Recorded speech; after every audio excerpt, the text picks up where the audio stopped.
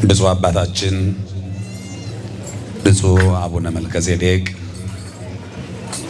በኢትዮጵያ ኦርቶዶክስ ተዋሕዶ ቤተክርስቲያን የጉራጌ ሀገረ ስብከት ሊቀ ጳጳስና የቅዱስ ሲኖዶስ አባል፣ የቅዱስ ዜና ማርቆስ መንፈሳዊ ኮሌጅ የበላይ ጠባቂና የደቡብ ኢትዮጵያ የማዕከላዊ ኢትዮጵያ የሃይማኖት ተቋማት የበላይ ሰብሳቢ፣ ክቡራን አስቀድሞ በፕሮግራም መሪው ስማችሁ በየማይረጋችሁ የተጠራችሁ የሀገረ ስብከቱ የወረዳው ቤተ ክህነት የየክፍል ኃላፊዎች፣ የቅዱስ ያሬድ ዜማ በረከት ይበዛላችሁ ሊቃውንተ ቤተ ክርስቲያን፣ በክርስቶስ ደም የተዋጃችሁ ማህበረ ምእመናን በእግዚአብሔር ስም ሰላም እላችኋለሁ። እንደምን አደራችሁ? እንደምን አደራችሁ? እንደምን እስከዚህ ሰዓት ደረሳችሁ?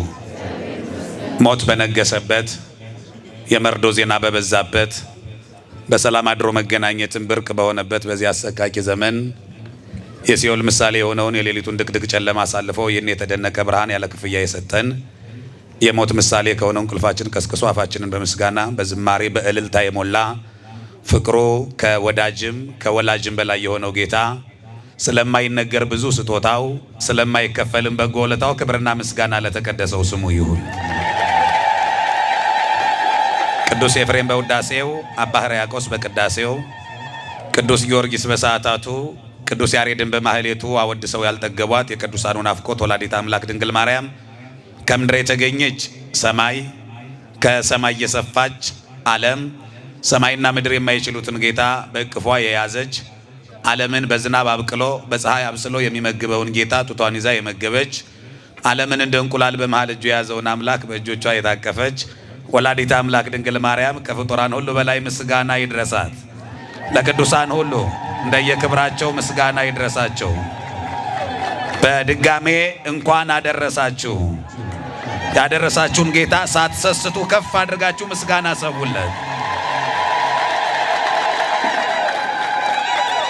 ይህ የሰማይ ደጅ ነው። ኦሪት ዘፍጥረት ምዕራፍ 28 ቁጥር 17 በዚህ የመጽሐፍ ቅዱስ ክፍል ላይ ያዕቆብ ከቤርሳቤ ተነስቶ ወደ ካራን እየሄደ ሎዛ የተባለ ቦታ ላይ ሲደርስ ፀሐይ ጠለቀና አረፍ አለ፣ ተኛ፣ ድንጋይም ተንተራሰ ይላል። ድንጋይ ተንተርሶ ያየው ህልም ግን የምንሳለመው መጽሐፍ ቅዱስ ላይ የሚጻፍ ታሪካዊ ህልም ነበረ። የሚታይ ህልም በሚተኛበት ምኝታ አይወሰንም። ብዙ ሰዎች ምቹ ምኝታ ላይ ተኝተው በጎ ህልም ላይ ያልሙ ይችላሉ። መልካምም ህልም ላይ ያልሙ ይችላሉ። መንፈሳዊም ላይ ሆን ይችላል። ቅዱስ ያዕቆብ በረከቱ ከሁላችን ጋር ትሁንና ድንጋይ ተንተርሶ በማይመች ቦታ ሆኖ ያየው ህልም ግን ያ ቦታ የእግዚአብሔር ቤት የሚሰራበት ነገረ ማርያም የሚተረክበት የያዕቆብ መሰላል እየተባለ የሚዘመርበት የመዝሙር ግጥም የሚሆን መሰላል ተተክሎ ከምድር እስከ ሰማይ መላእክት ሲወጡባት ሲወርዱባት የመሰላሉ ጫፍ ላይ ደግሞ ወልደ እግዚአብሔር በላይዋ ላይ ተቀምጦ ያዕቆብ አየ። ከተነሳም በኋላ ያ ቦታ ታሪካዊ ቦታ እንደሚሆን ተናገረ። የተንተራሰውን ድንጋይ ለህልሙ ማየት ምክንያት የሆነውን ድንጋይ ተኝቶ ያየበትን ያንን ድንጋይ የተኛበት ቦታ ላይ ተከለው ለምልክት ይሆን ዘንድ ቅዱሱን ቅባት አፈሰሰበት፣ ዘይቱን አፈሰሰበት። ዘይታነጽ ቤተ እግዚአብሔር፣ ይህ ቦታ በእውነት እግዚአብሔር ያለበት ቦታ ነው አለ። ይህም ደግሞ የእግዚአብሔር ደጅ ነው አለው። ያ ቦታ ሎዛ ተብሎ ይጠራ ነበረ። ያዕቆብ ግን ቤቴል አለው። ቤቴል ማለት የእግዚአብሔር ቤት ማለት ነው። ቤቴል ማለት ምን ማለት ነው? የእግዚአብሔር ቤት ማለት ነው። ከዚህም በኋላ ይህ የሰማይ ደጅ ነው አለ። ይህ የማን ደጅ ነው? ሁላችሁ መስክሩ። ይህ የማን ደጅ ነው? የሰማይ ደጅ ነው። የተወደዳችሁ የእግዚአብሔር ልጆች ሰማይን በምድር የምናይበት በምድር ሆነን የሰማይን ጓዳ የምናይባት በምድር ሆነን የሰማይን ሥርዓት የምናከናውንባት ይህች የሰማይ ደጅ ቤተ ክርስቲያናችን ናት። ቅዱስ ያሬድ እንደዚህ ይላታል ቤተ ክርስቲያንን ሲያወድሳት፣ ሐረገ ወይን እንተ በምድር ስረዊሃ ወበሰማይ አይጹቂሃ። ቤተ ክርስቲያን ማለት ስሮቿ መሬት ላይ የተተከሉ ቅርንጫፎቿ ግን ሰማይ ላይ ያለ የወይን ሐረግ ናት። በምድር ነው የምትገኘው፣ የምታከናውነው ግን የሰማይን ሥርዓት ነው። በምድር ትታያለች፣ ግን ሰዎች የሚያከናውኑት የሰማይን ሥርዓት፣ የመላእክትን ኅብረት፣ የመላእክትን ዜማ፣ ከሰማይ የተቀዳውን ሰማያዊ ጥዑም ዜማ የምንሰማባት ይህች የሰማይ ደጅ ናት። ቤተ ክርስቲያን በምድር አለች። ቤተ ክርስቲያን በየትም አለች። እስቲ በሰማይ አለች በሉ። ቤተ ክርስቲያን በምድር አለች። ቤተ ክርስቲያን በየትም አለች። በቤተ ክርስቲያን የምናዜመው ዜማ በምድር አለ፣ በየትም አለ። የምድሩ ራሱ ከሰማይ የመጣ ነው። ቅዱስ ያሬድ እንደነገረን ካህናት በምድር አሉ፣ ካህናተ ሰማይም አሉ። ልዩነቱ ምንድነው ከተባለ ምድራዊቷ ቤተ ክርስቲያንና ሰማያዊቷ ቤተ ክርስቲያን የሚለያዩት ምድራዊቷ ቤተ ክርስቲያን ፈተናዋ ያላለቀላት ቤተ ክርስቲያን ናት። ማንም ተነስቶ አፉን የሚያላቅቅባት፣ ፈተናው የሚበዛባት፣ መከራው የሚበዛባት፣ እንደ ደመራ አልፎ አልፎ መከራው እንደ እሳት የሚያነዳት የምትነድ የተገፋች ያለች ቤተ ክርስቲያን ናት። ትገርማቸዋለች። ቤተ ክርስቲያን በምድር እንዲህ ባለ መከራ ውስጥ እንኳን እየኖረች ሊያጠፏት የተነሱ እያለፉ እየጠፉ፣ እሷ ግን ቀን በቀን እንደ ዕለት ሙሽራ እንዲህ አብባ አምራ ትኖራለች። ምስጢሩ ምንድነው ከተባለ የሚጠብቃት ሙሽራዋ ክርስቶስ አይተኛም፣ አያንቀላፋም። ክብር ምስጋና ለቤተ ክርስቲያን አምላክ ይሁን። የተወደዳችሁ የእግዚአብሔር ልጆች፣ ቤተ ክርስቲያን እንዳልኳችሁ ከውጭ ብቻ አይደለም ፈተናው የሚመጣው፣ ከውስጥም ከውጭም እንደ ሀበሻ ዳቦ እሳት ይነድባታል። ብዙ መከራ ታስተናግዳለች። እንዳልኳችሁ የሚጠብቃት ሙሽራዋ ክርስቶስ አይተኛምና ፈተናውን እያለፈች እንዲደምቃ ትኖራለች። ቤተ ክርስቲያን በምድር ያለችዋ ቤተ ክርስቲያን ፈተናዋ ያላለቀላት ቤተ ክርስቲያን ናት። በሰማይ ያለችዋ ቤተ ክርስቲያን ግን ፈተናዋ ያለቀላት የማትገፋ፣ ክፉ ንጉሥም ቢነግስ መከራ ያመጣብኝ ይሆን ብላ ስጋት የሌለባት መቅደስ ናት ሰማያዊቷ መቅደስ። በምድር ያለችዋ መቅደስ ንጹሕ የሆነውም ንጹሕ ያልሆነውም፣ ቅዱስ የሆነውም ቅዱስ ያልሆነውም አንድ ላይ ተሰብስቦ የሚያመልክባት ናት። ገና ንጹሕ ለመሆን፣ ገና ንስሐ ለመግባት፣ ገና ለመቀደስ፣ ገና ለመንጻት የሚመጣ አለ፣ የነጻም ደግሞ ይኖራል። ሁለቱም በአንድ ላይ በጋራ የሚያመልኩባት ናት።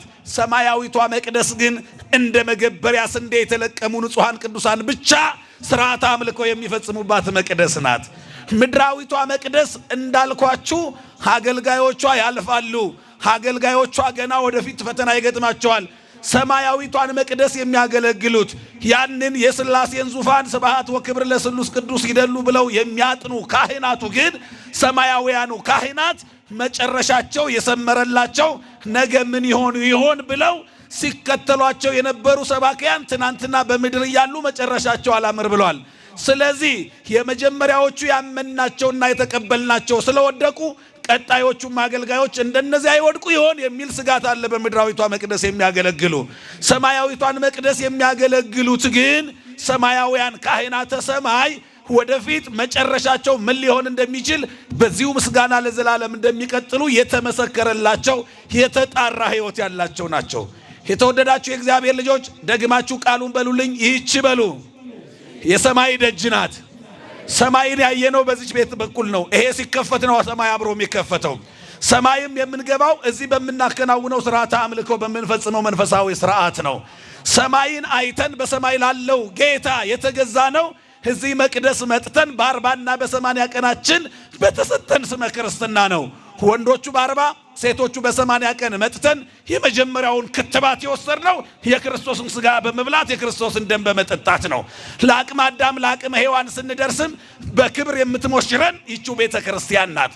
ደግሞ መጨረሻችን ላይ ሁላችንም ውሎ ውሎ ከቤት ኑሮ ኑሮ ከሞት አይቀርምና በሞት ስንወሰድ ሰዎቹ አፍንጫቸውን ሲይዙ ሰውነታችን ሲፈርስ ሲበሰብስ ለናንተ ቢከረፋም ለኔ ወርቄ ነው አምጡልኝ ብላ በደጇ የምታሳርፈን ለቃል ኪዳኑ ታቦት የምታጠላውን ጃንጥላ ለአስከሬናችን አጥልታ ለመንበረ ክብሩ የምታጥነውን ማዕጠንት ለአስከሬናችን አውጥታ እያጠነች ለቃል ኪዳኑ ታቦት የምታለብሰውን መጎናጸፊያ ለአስከሬናችን አልብሳ በክብር የምትሸኘን ይህች የሰማይ ደጅ ናት። ክብር ምስጋና ለእናት ቤተ ክርስቲያን ይሁን። በእውነት ቤተ ክርስቲያን ስርዓቷ በምድር ያለ ብቻ አይደለም፣ የሰማይን ስርዓት የምታከናውናት ብለናል።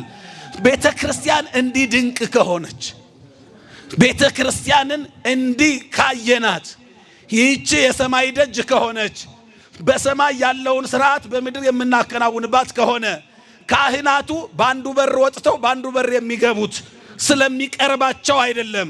ሁል ጊዜ የሚቀደሰው ቅዳሴ የክርስቶስ ከልደቱ እስከ እርገቱ ድረስ ያለው ስርዓት በሚታይ እንደ ፊልም በሚታይ ታሪክ የምትተርክ ናት ቤተ ክርስቲያን። ክርስቶስ የሚወለደው ቤተልሔም ነው። ካህናቱም ቅዳሴውን የሚጀምሩት ቤተልሔም ነው። የክርስቶስ የሥጋ ወራት የሚጠናቀቀው በእርገት ነው። ቅዳሴው የሚጠናቀቀው በእርገት ነው። ድርገት ይወርዳሉ፣ እርገት ያርጋሉ ማለት ነው። ልክ የክርስቶስ ታሪክ በሚታይ በ3 ሰዓት በሚፈጅ 2 ተኩል በሚፈጅ የጊዜ ቆይታ የ33 ዓመት ቆይታውን በዜማ የምትተርክ ድንቅ ተቋም ናት ቤተ ክርስቲያን። ክብር ምስጋና ለቤተ ክርስቲያናችን ይሁን። ይህች ቤተ ክርስቲያን እንዳልኳችሁ ውሃው እዚህ ገብቶ ጸበል የሚሆንባት፣ አፈሩ እዚህ ገብቶ እምነት የሚሆንባት፣ አመፀኛው ቀማኛው እዚህ መጥቶ መጽዋች የሚሆንባት ድንቅ የምትለውጥ ተቋም ናት ቤተ ክርስቲያን። እየሰማችሁ ነው አይደለም? የተወደዳችሁ የእግዚአብሔር ልጆች ቤተ ክርስቲያን መጥቶ የማይለወጥ የለም። ቤተ ክርስቲያን መጥተን ካልተለወጥን የትም ቦታ ሄደን አንለወጥም። እውነት ለመናገር በቤተ ክርስቲያን ውስጥ ድንቅ ነገር አለ። ስለዚህ ቤተ ክርስቲያን ክብሯን ሊገልጥ የወደደው ቅዱስ ያሬድ እንደዚህ አለ። ቤተ ክርስቲያንን አለ ሬክዋ አይመርክዋ አፍቀርክዋ። እስኪ ሁላችሁም ከፍ አድርጋችሁ ድምጻችሁን ትላላችሁ። ቤተ ክርስቲያንን በሉ አየኋት፣ አወቅኋት፣ ወደድኳት። በማርያም አንዴ ድገሙት። ቤተ ክርስቲያንን አየኋት፣ አወቅኋት። ይኸው ፕሮሰሱ ይሄ ነው። ሰዎች አፋቸውን የሚያላቅቁ ቤተ ክርስቲያንን ሳያዩዋትና ሳያውቋት ነው። ሰው መጀመሪያ ቤተ ክርስቲያንን ሊያያት ይገባል። ሊያያት እንዴት ነው ስርዓቷ? ከየት ነው የተወሰደው ሲባል ከሰማይ ነው የተወሰደው። ከዓለም የኮረጀችው አንድ ነገር የለም። ለዓለም የሰጠችው ሊኖር ይችላል፣ ሌላው አካል ሊኮርጅ ይችላል። ከበሮዋን ጸናጽሏን ስለሚያምር የሚኮረጀው ደግሞ ከጥሩ ነገር ነው። ታውቃላችሁ አይደለ?